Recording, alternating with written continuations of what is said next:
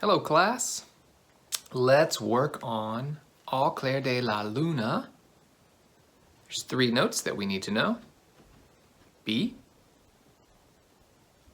A, and G. Those are the 3 notes in the song. First, let's start by reading the notes and singing them while we practice our hands.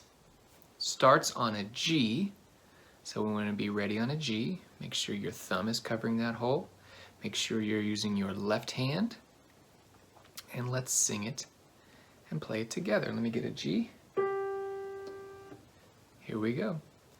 G, G, G, A, B, A, G, B, A, G, G, G, G, A, B, A, G, B, A, G.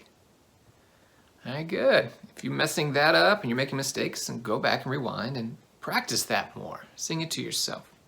Don't forget that that song has half notes, 2 beats, and it has whole notes at the end of each line. We have to hold that note for 4 beats. All right. Now let's practice just playing it, kind of slow, singing in our heads. Here we go. Ready on a G, 3 fingers on your chin, and we'll play this together. 1, 2, ready, go.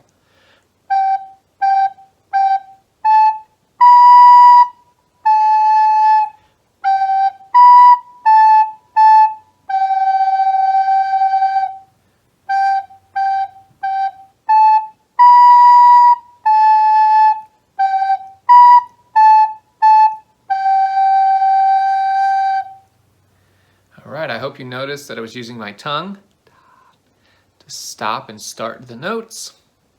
And there was only a couple places where I took a breath. So if you go back and rewind that to try it again, try to breathe in the same places that I did.